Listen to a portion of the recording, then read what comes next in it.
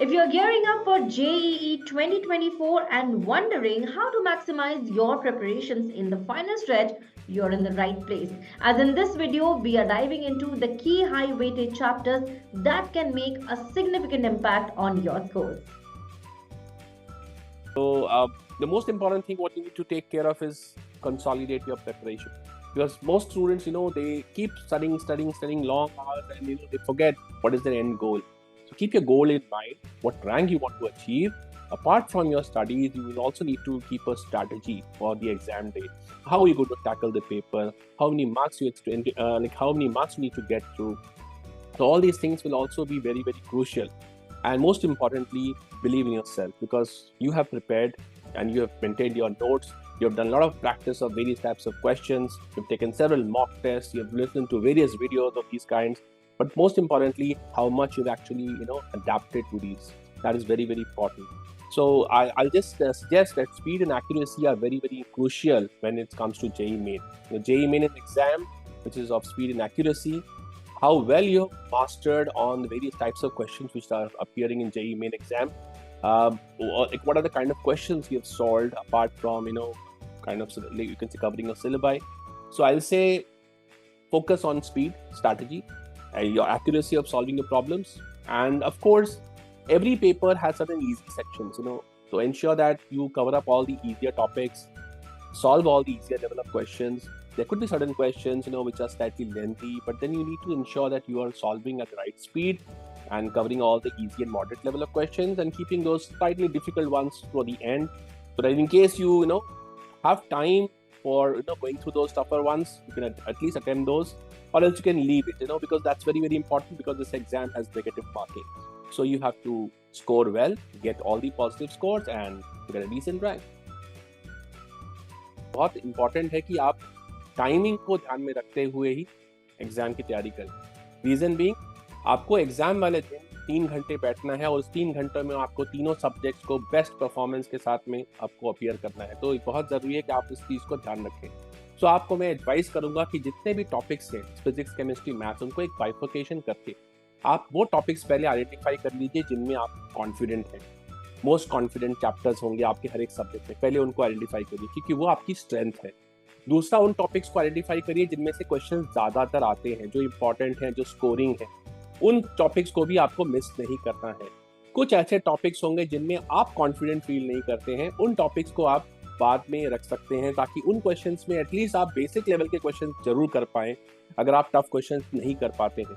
Exam में भी आपको यही चीज़ का ध्यान रखना है कि जब आप क्वेश्चंस को अटेम्प्ट करने जाएं तो उस लेवल पे ही क्वेश्चंस को अटेम्प्ट करें जिसमें आप कॉन्फिडेंट फील हो, क्योंकि आपकी कॉन्फिडेंस आप ही बिल्ड करते हैं एग्जामिनेशन के दौरान. अगर आपसे एक क्वेश्चन नहीं होता है तो उसका इम्पैक्ट दूसरे क्वेश्चन पे भी पड़ता है.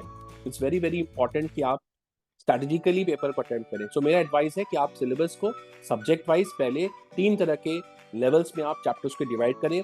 वो चैप्टर्स जिनमें आप कॉन्फिडेंट हैं, आपने अच्छी तरह तैयारी की है.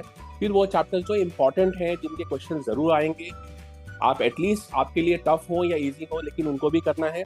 फिर लास्ट में उन चैप्टर्स को रखिए जो क्वेश्चन टफ हो, आपको नहीं समझ में आया, आपने ढंग से पढ़ाई नहीं की है, उनकी एटलीस्ट एनसीईआरटी लेवल के क्वेश्चन आपको फिर भी करने हैं. रीज़न, हर एक चैप्टर से क्वेश्चन जेईई मेन में पूछे जाते हैं, इसलिए आप किसी चैप्टर को टोटली इग्नोर नहीं कर सकते. इनफैक्ट जो स्टूडेंट्स जेईई एडवांस की तैयारी कर रहे हैं उनके लिए तो मैं एडवाइस करूंगा सारे ही चैप्टर्स इंपॉर्टेंट हैं, because questions intermingling of concept से अलग अलग 2-3 कॉन्सेप्ट्स को क्लब करके क्वेश्चन बनाए जाएंगे जेईई एडवांस में, जो कि कॉन्सेप्चुअल होते हैं. उनको समझने के लिए सारे चैप्टर्स को पढ़ना बहुत बहुत जरूरी है. यहाँ मैं एडवाइस करूंगा, फिर आपको 3 स्लॉट्स मैंने बताए, आप चाहें तो 2-2 घंटे एक एक सब्जेक्ट को पढ़ें. बट जब भी किसी सब्जेक्ट को पढ़ें, आप पहले डिवाइड कर लें अपने सारे चैप्टर्स को for a week. Let's say आपके पास 4 वीक्स का टाइम है. फर्स्ट वीक में आप कुछ चैप्टर्स को आइडेंटिफाई कर लें कि इस वीक में मैं इन चैप्टर्स को इस तरह से इस टाइम के बीच में पढ़ूंगा. जनरली ये टाइम टेबल बनाना बड़ा मुश्किल होता है, बट मैं आपको एडवाइस करूंगा आप एक डेली टाइम टेबल बनाएं. डेली टाइम टेबल में आप आज मान कर चलें कि आज मैं 2 चैप्टर फिजिक्स के, 2 केमिस्ट्री के और 2 मैथ्स के रिवाइज करूंगा. जब आप उन चैप्टर्स को अपने सामने रखें, आपने हैंडमेड नोट्स जो पहले बनाए थे प्रिपरेशन के दौरान, उनको सामने रखें. हैंडमेड नोट्स को जस्ट स्क्रॉल डाउन करके सारे इंपॉर्टेंट कॉन्सेप्ट्स को रिवाइज करें. फिर आप उनके वेरी सिमिलर क्वेश्चंस को टच करें, सो दैट आप उन क्वेश्चंस को सॉल्व कर पा रहे हैं. 1 या 2 या 3 क्वेश्चन जितने आपसे सॉल्व हो पा रहे हैं जेईई मेन लेवल के, उनके साथ साथ क्वेश्चन भी लगाते जाएं. आपको रिवीजन में इस चीज का ध्यान रखना है कि सारे कॉन्सेप्ट्स आप एक बार टच कर लें, उन सारे कॉन्सेप्ट से मिलते जुलते 2-4 सवाल आप जरूर उसको रिवाइज करके सॉल्व करें और तीनों ही सब्जेक्ट में स्ट्रैटेजी को फॉलो करें। कोशिश करें कि हर वीक में 3 से 4 एटलीस्ट 3 मॉक टेस्ट प्लान करके जरूर अटेम्प्ट करें और उन मॉक टेस्ट की एनालिसिस करें। ये मैंने आपके पिछले इंटरव्यू में बताया था कि आपको एनालिसिस करना बहुत जरूरी है। रीजन बीइंग आपको पता चलेगा कि किस टॉपिक में मैं वीक हूँ या कौन से मेरे स्कोरिंग सब्जेक्ट्स हैं, कौन से मेरे स्कोरिंग चैप्टर्स हैं, इसका भी आपको एनालिसिस करके रखना होगा। एग्जाम वाले दिन आपको ये सारी चीजें जो आपने लास्ट 3-4 वीक्स में की होंगी ये बहुत ही हेल्पफुल होंगी, क्योंकि आपको तुरंत पता चलेगा कि किस क्वेश्चन से मुझे स्टार्ट करना है, किस चैप्टर से मुझे स्टार्ट करना है, कितना टाइम मुझे किस क्वेश्चन को देना है। ये टाइम मैनेजमेंट और ये सारी चीजें लास्ट की 2-3 वीक्स में बहुत अच्छी तरह से आप अडाप्ट कर पाते हैं। आपने 2 साल की तैयारी की हो, 3 साल की तैयारी की हो, लेकिन जो टाइम मैनेजमेंट वाला इशू है, जब तक पूरा सिलेबस कंप्लीट नहीं होता है तब तक आप टाइम मैनेजमेंट नहीं कर पाते। ताकि आप लोग इनकम्प्लीट सिलेबस पे टाइम मैनेज करते थे पहले, अब आपका पूरा सिलेबस कंप्लीट हो चुका है। अब आपको पेपर का पैटर्न भी पता है, अब आपको ये भी पता है कि आपकी स्ट्रेंथ्स क्या है और वीकनेसेस क्या है। तो आप अपने स्ट्रेंथ्स को एग्जाम वाले दिन बेहतरीन रूप से इम्प्लीमेंट करके एग्जाम को अपना बेस्ट परफॉर्मेंस एग्जाम वाले दिन देंगे।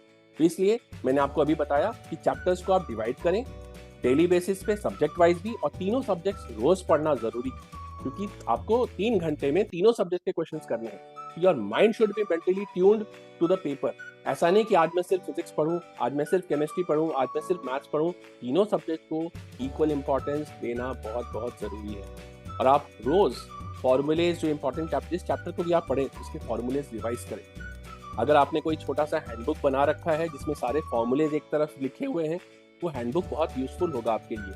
उस हैंडबुक के फटाफट फॉर्मूलेज को रिवाइज करके आप उन चैप्टर्स के क्वेश्चंस को अटेम्प्ट करें। और ऐसे ही सारे चैप्टर्स को इन 2-3 वीक्स में, I don't keep anything for the last 2 weeks. मैं चाहूंगा कि आप पहले 2 हफ्तों में अगर एक दिन में 2 से 3 चैप्टर रिवाइज कर पा रहे हो आप तो करिए, ताकि कोशिश करके अगले 15 दिनों में सारे चैप्टर्स, सारे सब्जेक्ट्स को एक बार रिवाइज कर लो आप, फॉर्मूलेज के साथ, क्वेश्चंस के साथ और सारे इंपॉर्टेंट कॉन्सेप्ट्स को टच करते हुए।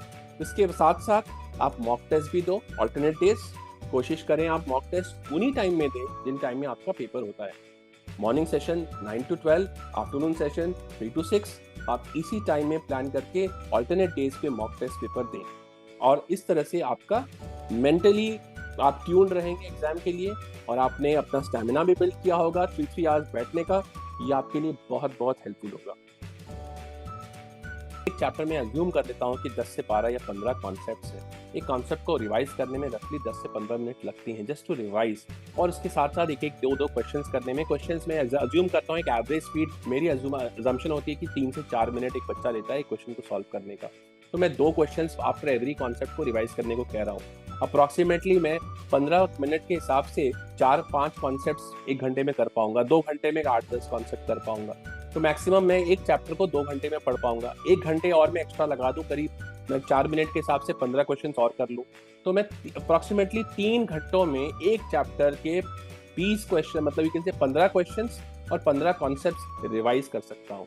This is tentative time. अगर किसी चैप्टर में आपने अच्छी तरह से पहले से तैयारी कर रखी है तो उसमें आपको थोड़ा कम टाइम लग सकता है, बट जनरली एक एवरेज चैप्टर में you will require 2 to 3 hours of preparation, and if the chapter is small आप उसको 1.5 घंटे में भी कर सकते हैं। तो ये मैंने आपको बताया कि कितने क्वेश्चंस आपके लिए जरूरी है। तो करीब करीब एक चैप्टर में 10 से 12 क्वेश्चन या 15 क्वेश्चन जरूर करें with average speed of 4 minutes. किसी क्वेश्चन में आपको हो सकता है 7-8 मिनट लगे, किसी में 2 मिनट भी लग सकता है। So I am taking an average speed of 4 minutes per question with a tentative 15 questions which you will be able to solve in an hour. So 1 hour में you can solve 15 questions while you are revising, and another 2 hours for going through all the concepts of that chapter. So 3 घंटा एक chapter में अगर आप देंगे तो आपने एक दिन में 3 चैप्टर्स, एक फिजिक्स, एक केमिस्ट्री, एक मैथ्स के पढ़ सकते हैं। और अगर आपने कुछ आसान चैप्टर्स आइडेंटिफाई कर रखे हैं तो एक दिन में 2 चैप्टर्स भी पढ़ सकते हैं। मेरा एक और इम्पॉर्टेंट सजेशन है, अब आपके पास आपने जो इम्पोर्टेंट चैप्टर और इजी चैप्टर मार्क कर रखे हैं, इम्पोर्टेंट वालों को पहले करें, या जो डिफिकल्ट लगते हैं आपको लेकिन जिसमें से क्वेश्चंस आएंगे इनको भी पहले करें।